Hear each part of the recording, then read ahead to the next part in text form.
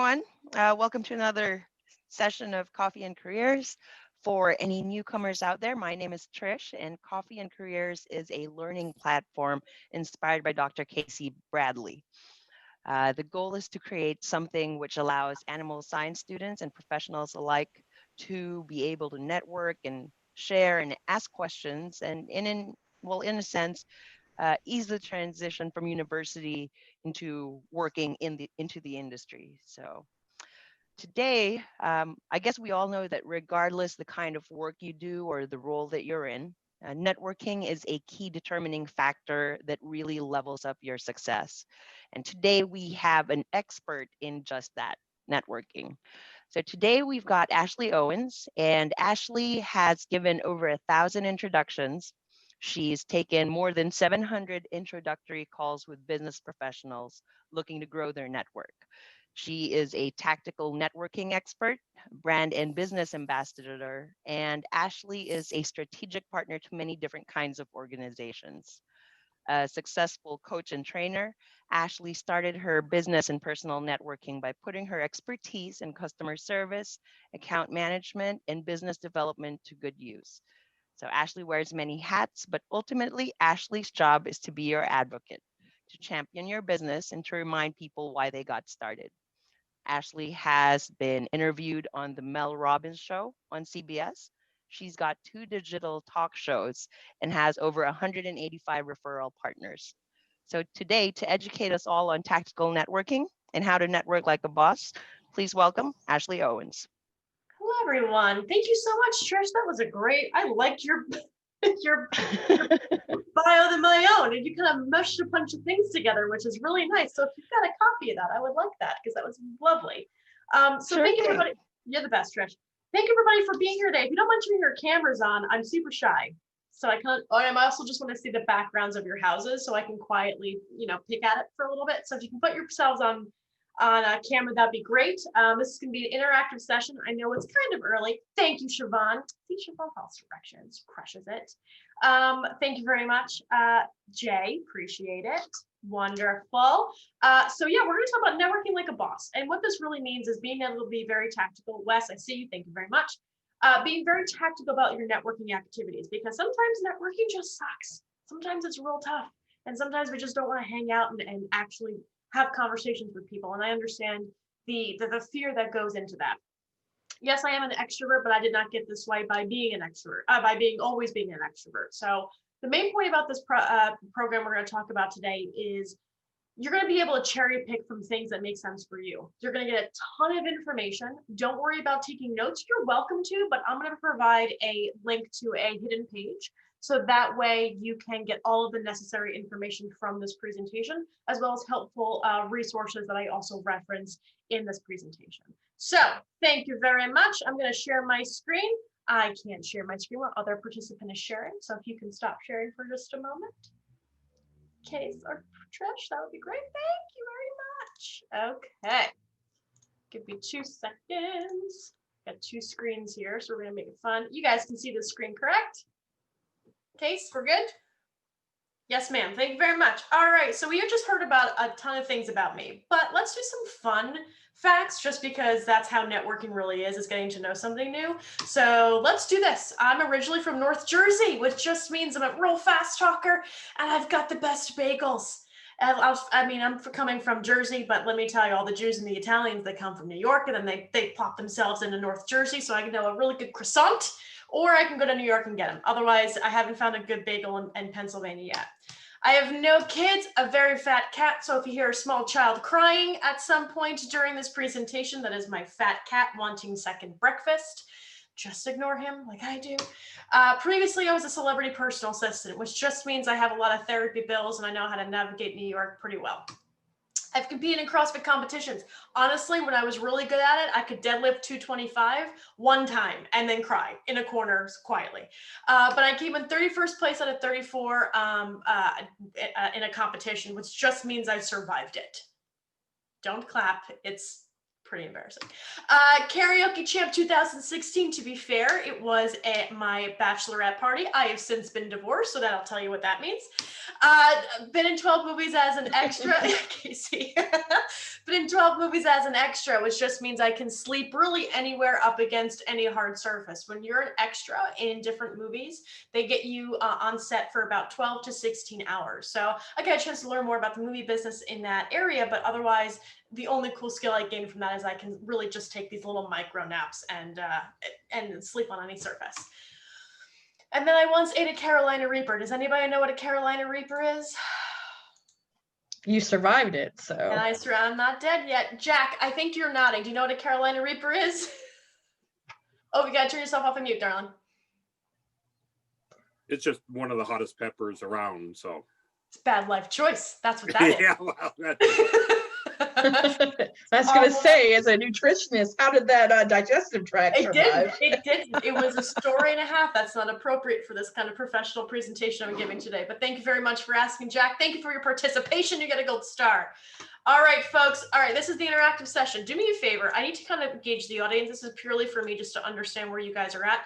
How stressful for you is networking on a scale of like 1 to 10?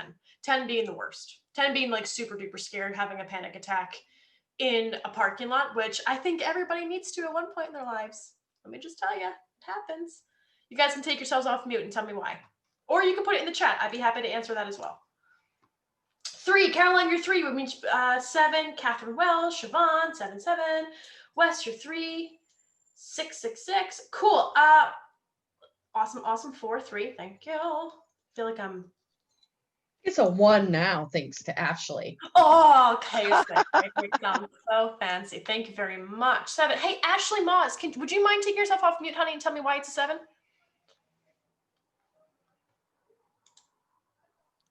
I just feel like I'm a 7. I can usually go out there and talk to a bunch of people. Don't have too much issues. Yeah. Okay. No, 10 is the worst. So, like, on a scale of how? Oh, well, then I should be a 3. Okay. My bad. No problem. Beth, you were an 8.5. Is that correct? Would you mind telling me why? I guess I've just never been very good at like small talk, so just kind of doing those conversations are stressful. Yeah, I get that, man. Like sometimes when I'm in a conversation with somebody, especially when I first started, really understanding how to navigate a conversation, because I get it. Some people suck real bad. Like they're not good at communicating effectively. So, but there's also a fear that comes with that, right? There's like, I feel like I have to tell you the cool things about me and then you have to reciprocate. And they're like, I have like 3 cool things that my mom said I was cool about. And I don't know what else to tell you, right? I get it. Awesome. Thank you very much for your participation, Beth. You're the best.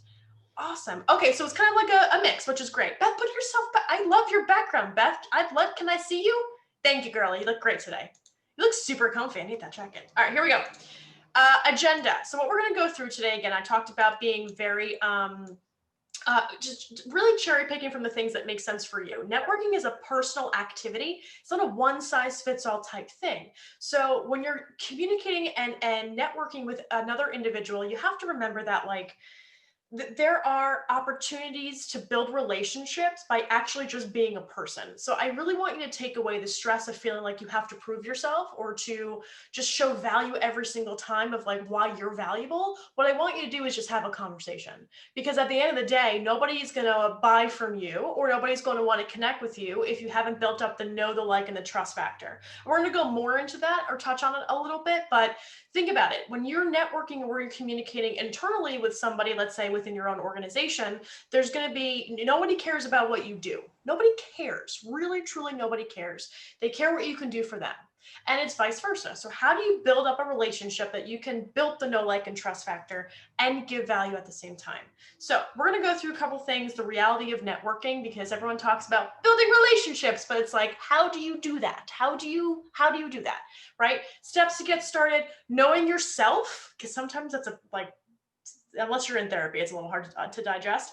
Knowing your audience, planning your work and working your plan, tools and resources, and questions on how I can help. So if you have questions, interactive session, no question is dumb. No question is, oh, because she's an expert, she's not going to understand. Let's talk about it, because I want to have these conversations with you to really understand how I can help directly. I have put my foot, just as an FYI, I have put my foot in my mouth more often than I think any of you have, because I just talk a lot. So if we're talking about being embarrassed, don't. I am the queen of that. Awesome. All right. Hey, Caroline has a question. I think you might want to answer that. I think she's having trouble with Zoom. Cool. Here's the problem with people, because people sometimes suck for you. Here's what the norm is right now. Most professionals are operating virtually, right? So that really means that we are trying to learn a different form of communicating by doing things virtually. The enthusiasm around talking to somebody new, or at least trying to gauge how to communicate, can be really frustrating and stressful. And plus, sometimes, again, just like we see here, technology can be kind of a pain in the butt. And unless it's working 100% of the time, sometimes it can give off a bad, not even a bad reputation, but more of a conflicting way of communicating, right? Because you're not always, I'm enthusiastic because I've got 17 cups of coffee in me, which I prep for before I do these things. But otherwise, sometimes things can get lost in translation, right? Or you've got, somebody not having a clue how to join a webinar, and then you got to talk to them about the whole thing. It's a whole, like, scroll down, Carl, please. Just scroll down in the email, click the link, we'll be good to go. It's not always easy for everybody. So being able to network virtually sometimes might be a little challenging in the beginning. And then, are you able to connect with new people? So by connecting with new people, how does that compare to meeting somebody in person? And then, to Beth's point, sometimes the small talk can be even more awkward when you're doing things virtually. And then, are pants optional? Because apparently that's a thing now. People don't wear pants on calls. I don't get it. It's always Darren who just forgets he's not wearing pants. All right, here's the reality, okay? Now, when you're building up a network, when you're identifying ways to truly build up people that will advocate for you when you're not in the room, you really want to make sure before you even consider keeping them in your sphere of influence, or people that you want to back you up, do they do these three things? Only people who actually genuinely care are going to talk to you and not at you, like an Italian mother during Christmas time asking when you're going to have kids. Or only generally people who care are going to help you anyway. You don't have to beg for their help. You don't have to ask them, say, hey, because if I do this, will you do this? People who genuinely care are people that are called givers. These givers will identify ways to bring you value and help you with a resource, with an introduction, something of that nature. They're in their bones, they want to help. And then only people who genuinely care will ask you for realistic favors. I'm not saying ask them for a $10,000 sponsorship for an event that may or may not happen, right? Or, hey, would you mind, picking up my dry cleaning, going and get my kids, and then, making me dinner? Like, that's an unrealistic favor, right? So when you start to build up people in that to even consider them to be in your influence, make sure that they hit these top things, because that foundation means that they actually give a damn. And if they care, they're going to help you more throughout the entirety of your networking growth. So here's a question. You can throw these in the chat, no problem. What is the maximum number of people that we can maintain relationships with and have social interactions with? What do you guys think? Number-wise. 20? Have I taught you nothing? No, I know. I mean, If you guys could throw it in the chat. Casey's cheating. 50, close. Catherine, you're close, darling. Keep going, folks. 30. Siobhan, nope. Oh, Morgan, you're even closer. I started low on purpose, Ashley. I'm helping. Oh, did you? Yeah. Thank you very much. Thank you. 80, close. 80, Patricia, you're close. Ellen, close. The number is 150. And the reason why it's 150 is because there's a theory by British anthropologist Robin Dunbar.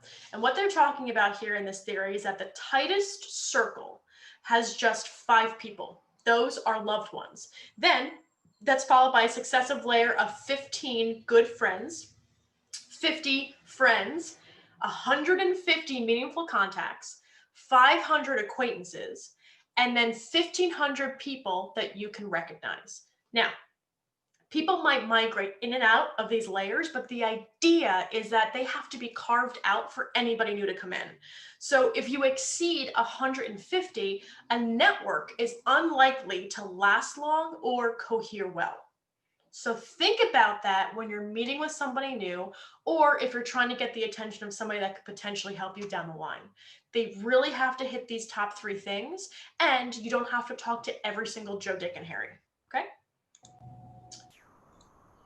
Number one Casey mistake, talking to everybody. Yeah, I know. It's okay.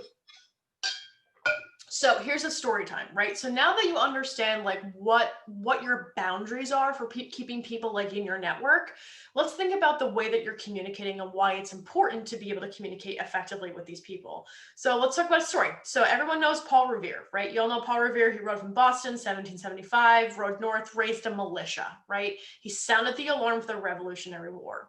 William Dawes did the exact same thing, except he rode south, which doesn't really matter in this instance, but his messaging was the same. The reason why history remembers Paul Revere is because Paul Revere was an information broker. An information broker is a person who occupies a key role in a social network by connecting unrelated groups of people. So when he targeted well-connected people during his ride, the news then spread, wildly and very quickly. William Dawes was not an information broker. He didn't know what doors to knock down and when he entered that small town. Okay, so the moral of the story is take this into consideration with your own skill sets, with your own businesses, with whatever you're working on as of value. If that information is not delivered to the right people, it will fall into obscurity just like William Dawes.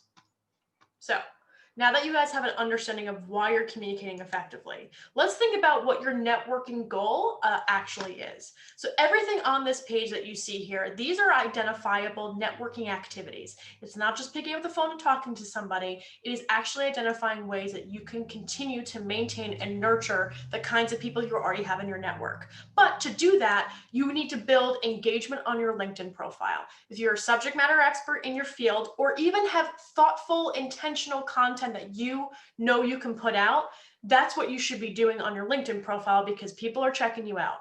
Are you staying in front of your current network with, again, that thoughtful content? So if you've got a really great article that you've written, if you've done a podcast, if you've done Casey's podcast, whatever it may be, keeping in front of your current network by connecting with those right people on LinkedIn is a great way for them to see what's going on. Are you building new professional friendships? Again, low-hanging fruit is very important to build up your tier 1 and tier 2 people when it comes to building a network. However, are you building new professional relationships, which means that you have to support them in some way? Commenting on their article, reaching out to say, hey, I've got this event or this networking group I think you'd be really interested in. Providing value is the foundation of networking. Are you reaching out to past clients or vendors or colleagues and checking in? Now, I'm talking about checking in as you're going into the conversation hot, which means that you've got a resource or a tool or something that you can share with them that could potentially help them grow their business or just help them personally because you took the second to think, how can I really make this person's day? Are you learning and developing a new skill from a local subject matter expert? Guess what? Subject matter experts right now have no gatekeepers because everyone's home. So if you go and reach out to them via LinkedIn, send a message, Casey has done this before, and just started the conversation to say, I would love to learn more about how you got started in this business or your thoughts on this from the article that you wrote. Have a conversation because SMEs also have a really close-knit network. They also have a broader network because they specialize in one area and they typically outsource other topics to other vendors. So think about that as you guys are communicating with somebody new. Again, are you nurturing your network by staying engaged with their content? Their content is important, whether it's on Instagram, whether it's on Facebook or LinkedIn. We're going to specifically talk about LinkedIn today. Other social media profiles are a little bit more intense, but LinkedIn is the place where professionally where you should be at all times. Now that you understand the activities that actually takes to build a network, think about who the hell am I networking with, right? So with that, with putting that into perspective, think about these top 3 categories of people. Strategic partners. These are people who complement your industry. So for example, a real estate agent and a divorce lawyer are fantastic strategic partners because when somebody's getting divorced, typically they're downsizing or upgrading depending on the agreement, right? But they're able to share clients throughout the timeline or the phase that that client is going through. So if someone's getting divorced, they're typically going to need a financial advisor. They're going to need somebody to sell their house. They're going to need somebody to work with on the lawyer front. Think about the life cycle of your client so that way you can network with people that also have a touch point with that same client.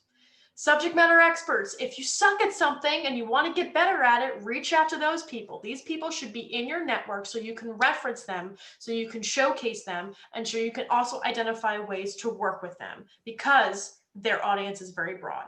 And then your current network. These are people that you've already built the know, the like, and the trust factor with. These people are the ones that are going to advocate for you when you're not in the room. You have to maintain that conversation. So as you're figuring out who to network with, it's got to go through these top 3 areas. Can I give an example for them as a graduate Absolutely. student? Absolutely. Because they're not selling today, a lot of them. So you're a subject matter expert. I think Melissa's on here. I'm not sure if she's on here, but she's studying enzymes in beef cattle, right? So she worked when I was at AB Vista. I think we supported her master's thesis, for instance. And so use that network, that's going to advocate for you out of the room when you're looking for a job. AB Vista may not be hiring, for instance, but hopefully somebody, hears of a job and says, well, I know this really great graduate student coming out, connect with her. And that's kind of really what I'm trying to do is connect you guys with a great recruiting firm to help you find your new job. And then I'm also advocating for some of you outside of the room. So by connecting with me, but you're looking to get a job, where do you want to work at? So build that network around people that's in that industry, in that type of job that you want. Connect with them because they're going to hear about jobs that will come open and potentially help you get those jobs. So, but it's also, everybody knows me as an enzyme person or a sow lameness person, but if I'm not selling the right ingredient, I advocate for people who are selling the right ingredients. So you're advocating, we are going to become subject matter experts, or we're known as subject matter experts, but we don't know everything. So you need to have a good portfolio in your network of people who do know so you can help. And that's what makes stronger relationships. And it's okay. Technical.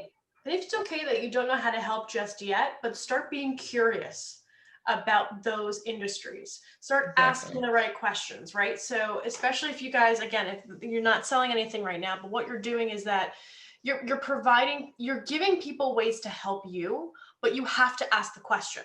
You have to ask for that information. And now your network could potentially be, again, I'm talking about strategic partners, but if we're going on the student side, really people that you've worked with in the past. People, your previous managers, go into a deeper dive into who they are, what they do, what makes them awesome, and then also share what your goals are. People genuinely want to help.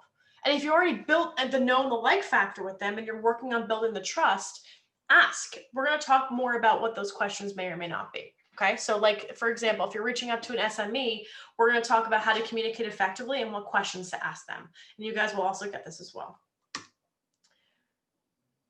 So Jim, what have you done for me lately is not limited to what have I bought, sold from you lately. Correct. Yep.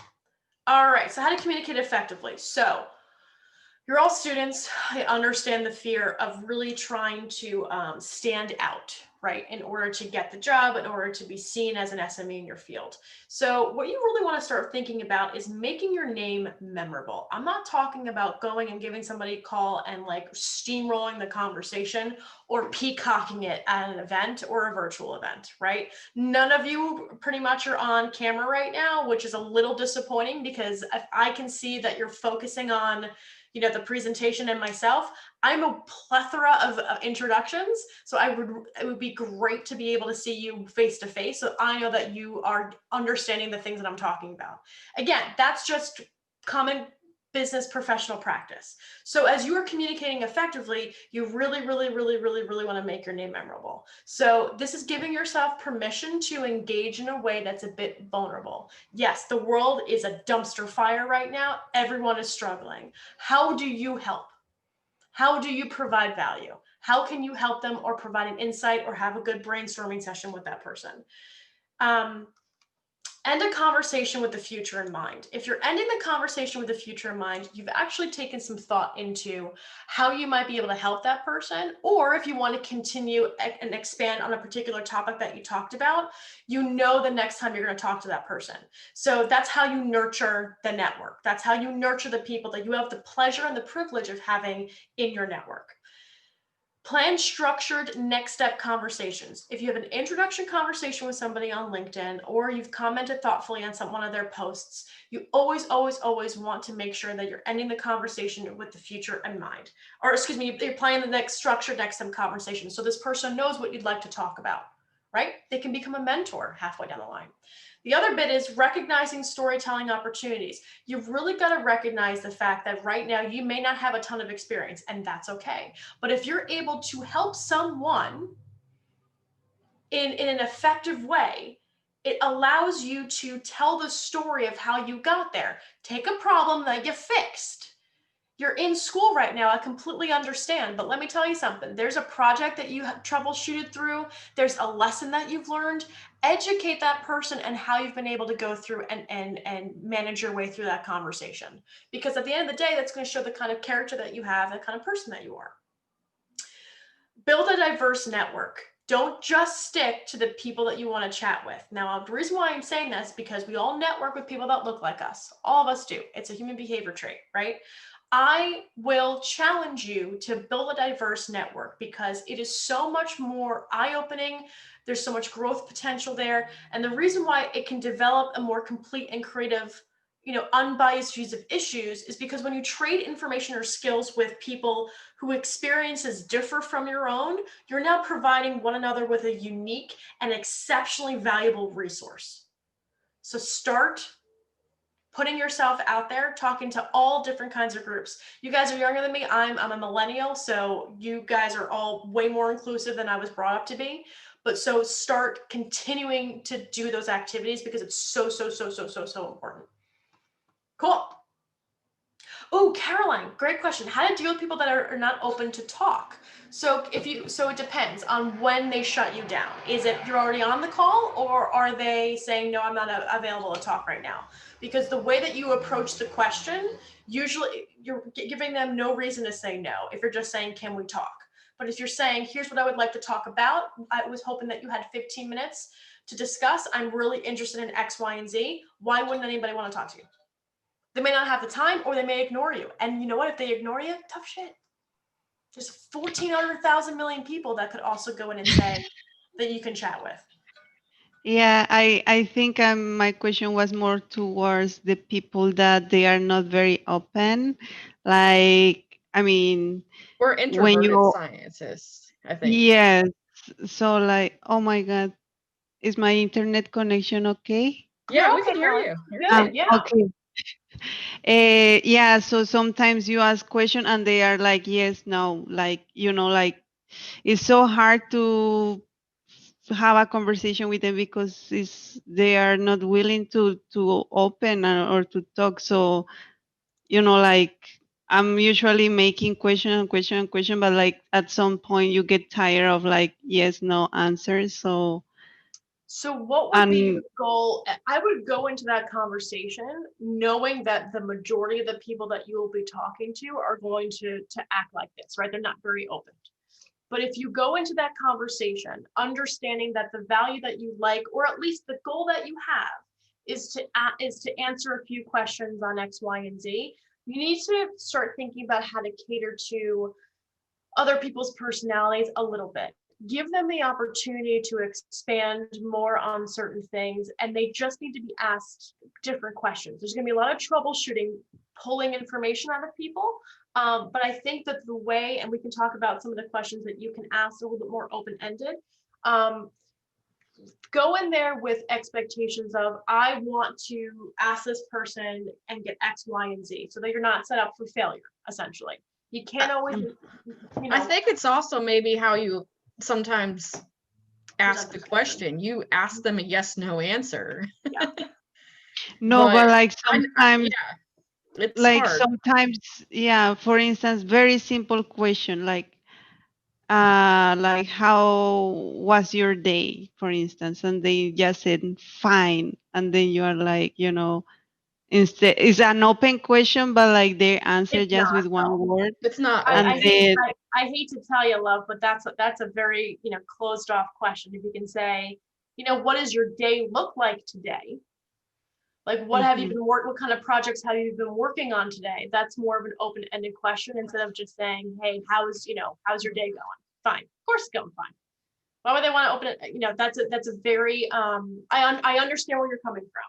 So on this slide here, these are DMBCs. These are deep, meaningful business conversation questions. These are the kinds of questions you should be able to ask somebody to really identify the meat and potatoes of their business. Look, at the end of the day, like, you guys know your group's introversion. The reason why people who are introverts are so much better at networking is because the one-on-one is very, very important. You guys are very thoughtful in the things that come out of your mouth. You're very thoughtful in emails. And I'm talking about like what comes yes. out, there's thought behind it. I just word vomit. Okay. That's just my thing. But you guys are so much better at networking because you take the time to think of the answer, and it's thoughtful and intentional. In order for you to work huge value of what she just told you about, being a scientist, how we're trained. And everybody says introverts a negative, sometimes a negative connotation, but scientifically trained or introvert personalities, big win there with what Ashley just told you. Now let's learn how to do it. Yeah. My favorite clients are my introverts, because they will, the only difference in my world, the only difference between an introvert and an extrovert is the displacement of energy. I can go into a room, work a room, and feed off that energy and be at a high, right? You guys, who are more of the introverts, will get physically tired from going into a room with a lot of stimulations, a lot of people, and then you gotta, like, to, I think it was to Beth's point, you gotta make the small talk, and it takes so much of the surface kind of conversation to have, and then you don't feel very authentic, which is not how you were trained. So to combat that, doing one-on-one conversations and learning how to navigate a conversation by, one, screwing up sometimes is the best way to kind of pull that Band-Aid off, or two, recognizing what the actual intention behind why you're calling this person, and then using it as a challenge to see if you can get the answer from them. Now, I'm not talking about going in and saying, like, how'd you get started? Like, that's too much of an open-ended question. But if you ask them, when someone picks up the phone to call you, what problem are they having? Now you're asking the question, how do you fix a problem? And so they can answer that however they like, but it's a little bit more thoughtful behind it. And plus, if you were asked, how is your day? I'm pretty sure you'd say fine and let it go from that. So if your questions don't provoke thought, they are going to feel like it's not worth their time to answer. So think of the questions that you would need to feel fulfilled in that conversation that you're having, but then also provide resources and tools to also help when you ask the question, how can I help you? Now, to take that up another level, and I'm bouncing around a little bit, but just stick with me, folks. I gotcha. If you go into a conversation and say, how can I help you? Or let's have a chat. What you're really saying is, I did not take the time to think through what I can do for you, nor what you can do for me. So very much to these questions that we're talking about here. If you are going into the conversation, sometimes these people are they have a very high dominant personality too, but not externally. It's very much how they think. Bullet points, that's what I'm talking about. They prefer bullet points and fluff in an email. Sometimes going right into the conversation and saying, listen, I am a fan of your work. I really believe in what you're doing. I have a few questions on how you get started. Could I have 15 minutes of your time? And then you come up with questions that you're going to ask. You can even, again, depending on this person's personality, you guys know it better than I do, provide them the questions up front and give them a chance to answer via email if they're very difficult, if they're very, if they're hard to have a conversation with, or you haven't navigated it yet. So don't give them a reason to say no. You're providing all the resources and value you possibly can for a conversation to somebody that you admire. Any questions on that, folks? Casey, any comments on that? No, I think that goes into a little bit about what Jim said. You know, I think some of the best technical people out there, it's not what you sold them today or recently. That's not how you should build your relationships. Even as graduate students, you can be that solution person as a graduate student or subject matter expert. But if you're not asking the right questions, like you said, what are your problems today? What are you working on today? You have no clue how you can bring value to them. Right. You may have, honestly, the best conversations I've had have been the ones where, oh my gosh, I never even thought about that. Because conversation and brainstorming and different perspectives and different views will spark inspiration and different thought-provoking activities. So even if you feel like you get nothing of value, of course you do. Everybody's different. Everyone brings something different to the table. You're not handing them anything, but you're providing thoughtful conversation.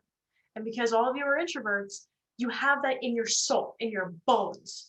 So use that, triple down on those strengths that you have to have a very thoughtful conversation.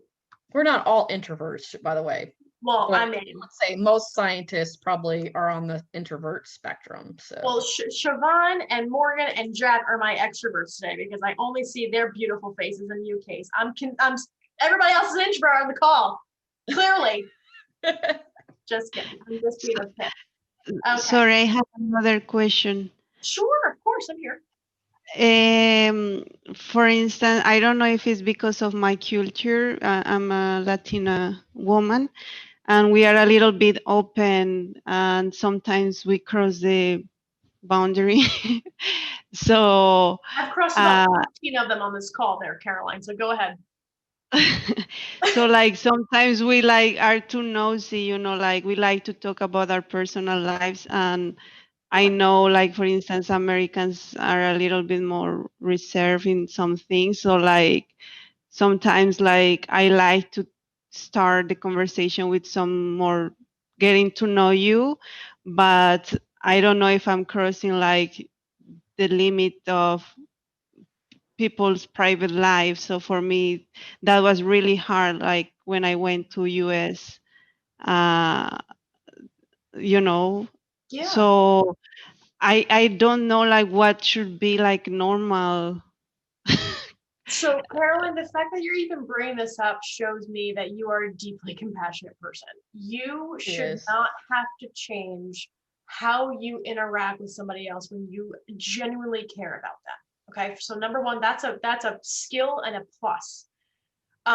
If you read the room or read the person, hear what they have to say, right? So as you continue to have these conversations, you're going to be able to understand, or at least if you do like a Zoom call, see if they shift in their chair, if it's a little bit too much. But the more casual you come at it, you're making yourself vulnerable, to be quite honest with you, right? So the reason why, and I think I'm very much like you, Caroline. So the reason why I put the first, I have my bio read out, which always have the first slide of just fun things about me. I'm very self-deprecating, which alleviates the pressure of people feeling like they have to, you know, they can't ask questions, right? I try to put humor into my presentation so people feel more comfortable about something that can be very, very scary, which is networking and putting yourself out there. I empathize with that, which is why I try to make my environment as comfortable, as fun as possible.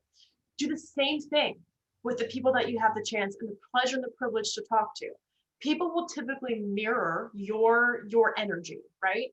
If you go into it and ask them, hey, when was the last time your uncle drank on Christmas? You know, that's a little bit invasive, right?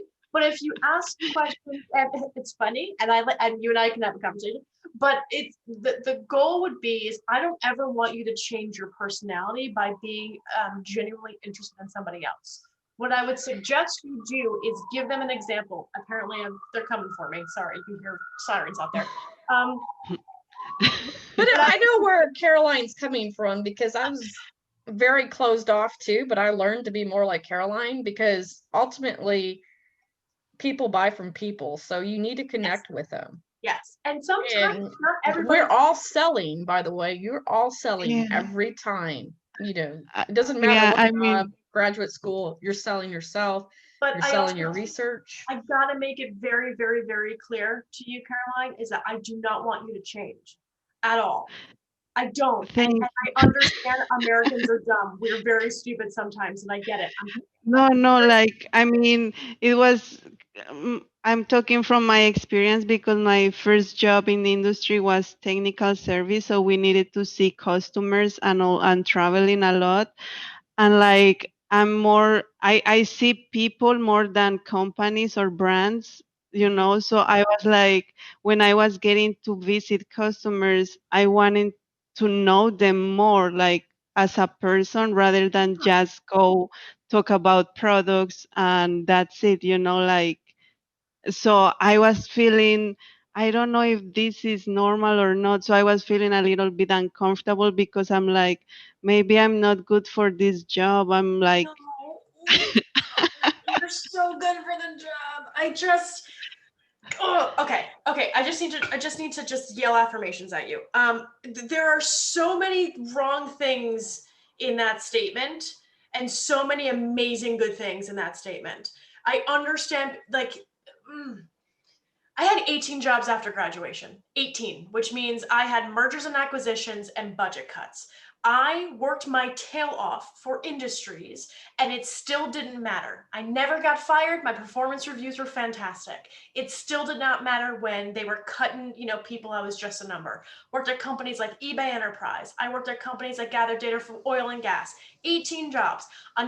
The way that I combated that, or what was happening to me, was that I became very compliant. I became very compliant and I had no voice. And my personality was definitely not this. I was a very shy, very compliant person that kept my head down and did my work, because that's how I was brought up. The minute that I was given affirmation that I was enough was when I tripled down the fact that I could do what I could build a business.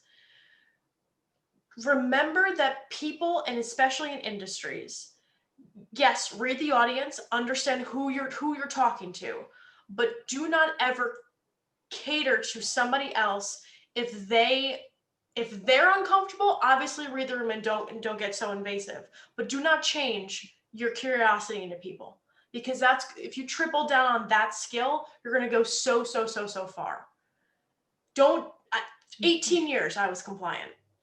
No longer now, which is why it's so crazy what I'm doing right now. In the last 3 years, I've had more opportunities in the last 3 years than I've had in the last 18, because I listen to my voice. Do not change, ever. And I was going to say, some of the major advice I got in my career was, you need to tone it down. Shut up. Yeah, you need to shut up. No, be yourself. It's going to pay off in the long run. Tone it down. But also realize you're not going to be able to connect with everyone. Right. There are some swine nutritionists that I don't even bother calling on, for instance, because we just don't connect. We don't, we can't even have a conversation. So I pick the ones that I can influence and I start there. I don't, like Ashley said, 150. There are some people that don't make my list and not worth my time. And I hate to be that way, but it's nothing against them. It's just that we can't, it's not a healthy, it just doesn't work. And you have to realize your limitations. And, good companies and good teams balance people that have better connections with others. And that's why diversity in teams are so important, not, to have that connection with different types of people and different organizations. Yeah. Thank you so much. Do not change ever. Thank you so much. You're welcome so much, my dear. All right, folks, we're going to go into kind of tools and resources to kind of help you navigate conversations. So I'm going to skip this slide for just a second, just because this is more towards people who are in business. However, there's a tool that I really like, especially because you guys are kind of talking about like talking to new people. This is something called Crystal Knows. And what Crystal Knows does is that, remember we were talking about like knowing yourself and what kind of networker you may or may not be. This was really helpful for me to take something called the DISC assessment. And the DISC assessment is an emotional intelligence assessment that allows me to see on paper how I make my decisions. But it also allowed me to see like what I would never be good at, right? So it showed me things to avoid, whether in my new position or in a current position or whatever it may have been. So when I was searching for jobs, it gave me an idea of what I will always struggle with, right? Can you scroll down if that's that personality graph that you're talking about? It is. You know what? Let me share. Let me pull it up on my own screen. I'm going to share not this, but I'll share my LinkedIn real quick. If you just give me just a moment. So the reason why I like using that is because it allows. So this tool uses a plug-in to show you so many messages. My goodness.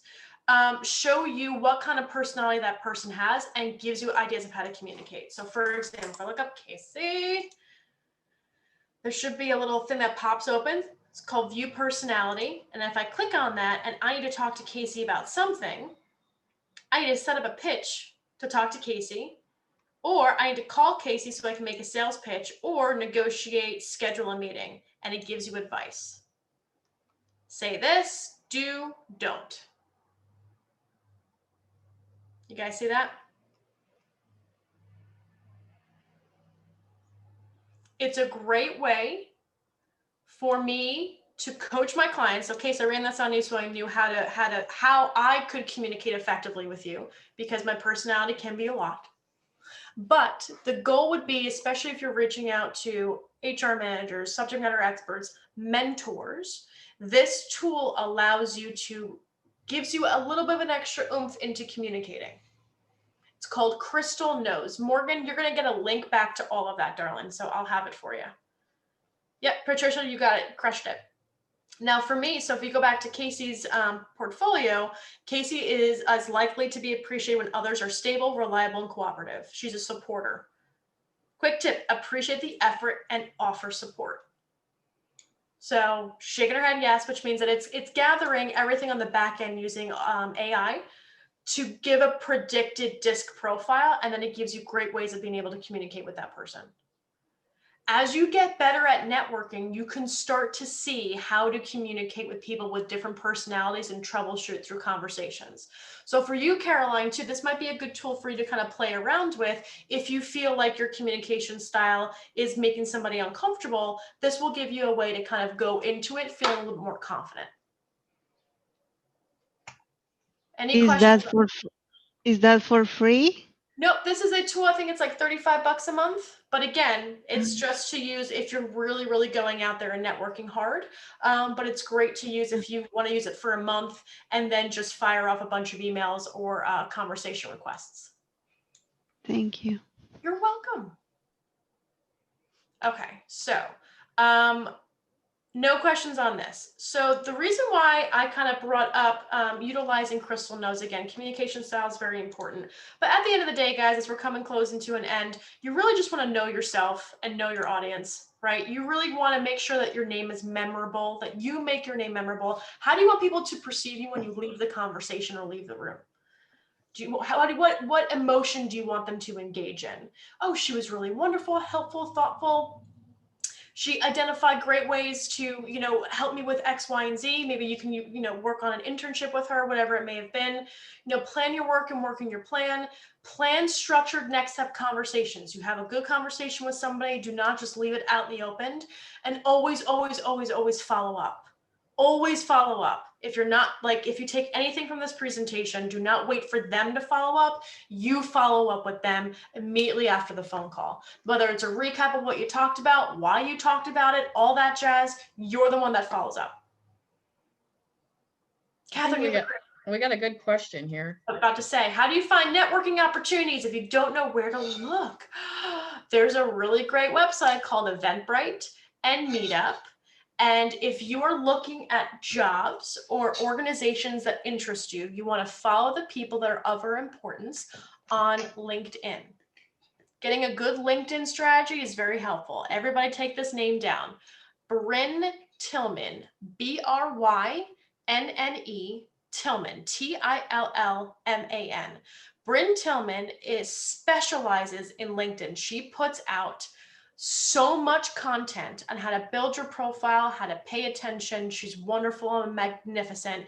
You guys are going to get a private shared webinar that she and I did to give you an idea of how to navigate through LinkedIn. So you'll have that by the end of this conversation today. So when you're looking for networking opportunities too, Catherine, like look, you're looking for a community of weirdos. That's really what you're doing. Like if you're building a network, find a group and use different industry related keywords within Meetup as well as within Eventbrite and start looking around. Everything's virtual right now. You don't have to go anywhere. And just start the conversation. You're welcome, Catherine. Eventbrite and Meetup. Oh, and if you're in the Philadelphia area, which I don't think many of you are, TicketLeap also has local events too. So conferences, workshops, things like that. Most of them are free now. Majority of these events are free. Any questions? I was going to say, a lot of you are at universities though too, and universities bring a lot of good content. It's just trying to find it. And I think universities are getting better at sharing some of this side activities they're doing and stuff. Graduate student organizations, you know, your fellow graduate students at your university are going to be a key network for you as you develop your careers. Start there. This brings up the mind, as I mentioned last week, I don't have the final details. I'm not going to steal Marissa's thunder, but we are going to create small network groups. And so to help you work with a mentor, mentee, either graduate student level or, you know, early professional, we're going to try to set those groups up as long as I get enough mentors to help. And that'd be a good way for you to practice. Case, I'd be happy to be a mentor if you want me to join in those groups. Cool. Be happy to. Everybody on this call gets a complimentary 15 minutes with me. You will get that link. So if you want to go deep dive into anything, if you get any questions, or if you just want to chat about being inappropriate professionally, probably come to me. But I'd be happy to navigate through any conversation. You guys are all students. I know what it's like to not know how to network, especially in college, and what it means to do it now or at university. So please, please, please take advantage. I'd be happy to donate my time to any of you guys here. And I also want to say, I think this goes back to, I think most of you know, Ashley's been my coach, right? And if we're young professionals on this call, or even graduate students, if you have the money in your budget, look at getting coaches, invest in yourself. I've had a lot of conversations about, you know, mentoring programs and different things, but I remember signing up for a program, paying for it myself. My boss was like, why'd you pay for it? The company would have paid for it. And I'm like, sure, well, here's the price. He goes, well, maybe the company wouldn't have paid for it. But if it's worth value for you, you'll find the money. You'll invest in yourself. Courses, you know, if you want to learn a new trait, don't wait for somebody to invest in you. You have to invest in yourself, and hiring coaches is probably one of the best things I've done for myself personally and professionally. And so kind of think about that, maybe it's not right this year or next year, but, make a budget for it when you start your careers of how much are you going to invest in yourself? Is that 4 books? You read 4 different books a month, or, Yeah. do you take these courses on, intellectual things, on personal development, and plan that into your budgets as you start your career? Is that I'm going to invest so much into my professional or personal development every year and budget for it. But also shop around. There are some idiots out there that are coaching. And, they have to be a good fit for you personally. And don't let anyone ever, weasel you into buying something that you're not 100% okay with, right? So also there's some great tools online called Teachable and Trainual and things like that, where these amazing coaches give out these training programs without working with them directly one-on-one. So look at your options, but also very much to Casey's point, like invest in yourself. I may not be a good fit. I know you're trying to plug me, but I may not be a good fit for everybody. But I sure as hell know people that might be. So do yourself a service and make sure that the things that you want to get better in, you get a coach or a mentor, or you utilize a community that can help you get there. Because it's not going to be taught to you at university. I think we have a good question from YA. What could really be the reason when people you are trying to network with never replies to your emails? I mean, that is a common law of life. They won't respond. Yeah. They may not be interested. Okay. Or just move on. Yeah. Move on. Wes, can you on-mic yourself? And I want to make sure, are you following up to his question or another thing? Well, yeah. No, that was more about, talking about putting a budget aside for professional development, some of that, something to ask about when you're interviewing for different positions as you're coming out of grad school, that usually a lot of these companies have a budget set aside for that. Ask some of those questions. Is that something that's available? Is it not? Is it on me? Is the company going to help me with that? Do I get to pick? Is it something the company just does? For example, like at Zinpro, we do Granger, but is there opportunities outside of that I could go explore? That's a great point, Wes. Yeah, and every company's different. So I've worked with, enough companies in my career. Calmback had me take the Dale Carnegie program, probably the best thing I've ever done. They invested in that right away for me. I go to like AB Vista, we had a lot of internal, but we also hired outside consultants to do team trainings more so, but also open to that I could get outside different coaches or courses or different things I wanted to. Then you go to DSM and they like to have everything internally DSM focused. And to me, that's when I said, I need a different viewpoint. I need to make sure I'm growing myself and, limitations on that. And then we had budget cuts. So we weren't even allowed to have personal development training because of budget cuts. So that's when I said, well, I'm going to invest in myself, and glad I did, because, look at where I'm at because of downsizing and budget cuts. So I'm doing great. Thanks, DSM. So I love it. So, but if I didn't invest in myself and I didn't start the journey, I would have been feeling very differently about what happened when I got downsized. And that's why I'm saying, work on that journey, work on your mindset, work on your networking. So if you do get cut or you can't get a position, how are you going to get there? And it's your network that gets you your first job. A lot of times it's your network that gets you new jobs. And it's also a network that helps you sell when you're out there and be successful. So it just depends on what stage of life or your career you are, what part of your network you pull from. And there's something to be said about having people in your corner that will fight for your honor. I know that sounds so, teenage, Twilight book, but let me tell you something, like the best experiences I've ever had truly have been in the last 3 years when I I get these emails from amazing partners that I haven't spoken to in about 3 months that have advocated for me in another group because they knew that what I had was of value. Or they said something kind on some kind of social media platform that I can use and retain for my own feedback. But you are building an army. You're not building an audience. You're not building a fan base. You're building an army. Who do you want as your soldiers? Who do you want as your general or your lieutenant? But that means when you run this army, you have to fight for them 4 times over. For every 10 gives is an ask. So as you're building up this network, you are building an army, a group of champions that will fight for you just as you will fight for them.